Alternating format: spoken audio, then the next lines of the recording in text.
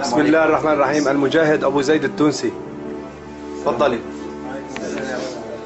الله معي الله معي. يلقب بأبي زيد التونسي، واحد من التوانسة اللي مشاو للقتال في سوريا.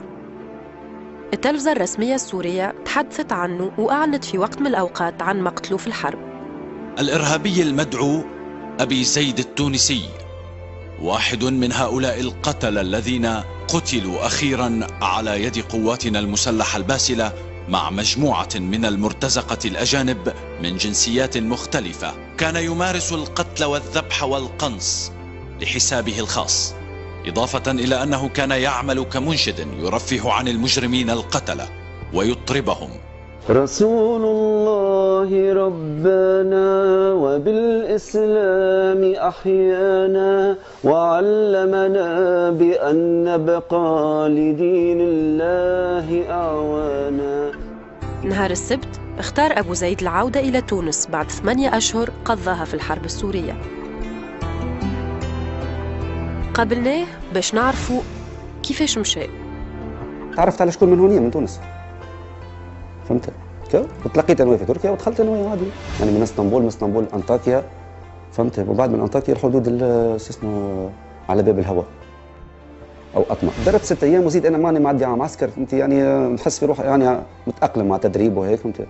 وبعد نزلنا الحلب وحاربنا في سيف الدوله، وعندي فهمتي سيكونسات فيديو عن الجيش الحر اللي قاتل في صفوفه. يقول أبو زيد: الجيش الحر فيه برشا حوايج، في برشا كتاب، برشا يعني في ناس مش نضاف، فهمتي؟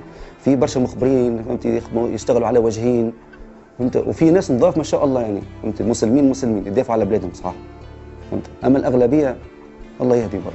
الناس تجري كان على الغنايم هذه، مثلا شوفوا دار عجبته، هذه دار شبيح يدخلوا لها يفرغوها كل شيء الاثاث نتاعها بعد يمشيوا يبيعوه. انت تعدى على حاجه مثلا من الجيش الحر، فهمت؟ كربه عجبتهم يقول لك انت شبيح، ونزلوه يطيشوك في بلاصه ما يعرفوا وين يطيشوك، وفكوا لك رهبتك ونحوا له النوامر وكذا، تولي فهمتي تابع سياره بدون نوامر، يعني تابع للجيش الحر. عندهم الذخيره وعندهم اسلحه، وغنموا دبابات وغنموا مدافع وغنموا ذخيره وغنموا كرتوش وغنموا اسلحه، فهمت؟ مش يمشيوا يبيعوا فيهم على حدود العراق من عشنوها صواريخ من عشان يبيعوا فيهم خاطر فلوسهم. يمشي يبيعوا، فهمتي؟ بعد يمشي ياخذ فلوس من هون، يدخل تهريب، فهمتي؟ لتركيا، يحطهم في الكونت بانكير نتاعو. تجي معونات من برا فلوس مثلا بيعطيهم مسؤول على كتائب، فهمتي؟ في سوريا على الموقع على الواقع، فهمتي؟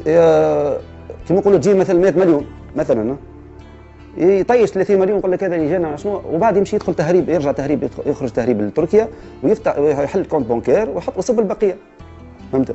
حتى دنيرموت شو اسمه الطحين، عرفتوا شو اسمه الفارينه دخلت من قطر، سكانيات دخلوا، فهمت؟ لسوريا عن طريق باب الهواء، بعد جمعه ولا جمعتين نفر، فهمتي؟ يبيعوا فيه. كيفاش تبيعوا فيه؟ هو جاي بلاش اعانه وانت تبيع فيه. شنو كان حال التوانسة اللي قاتلوا غادي؟ التونسي وقت اللي يمشي غاديك، وشنو حتى مش كان تونسي بس، تونسي جزائري ليبي مغربي مصري، اللي هو يمشي لغاديك يا حاجه من اثنين، يا يلعبوا به ويسلموه للنظام ياخذوا عليه فلوس، فهمتي ولا؟ او تلقاه فهمتي ديما في المقدمه.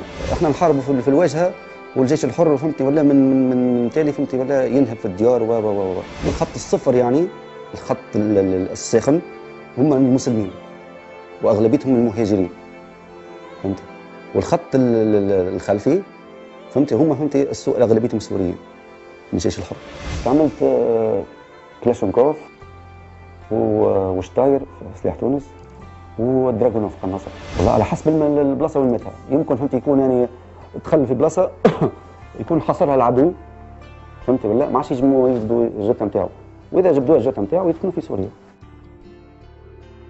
تونسي ولا اي جنسيه ثانيه. والله اخر معلومات انا سمعت انه 3500 تونسي،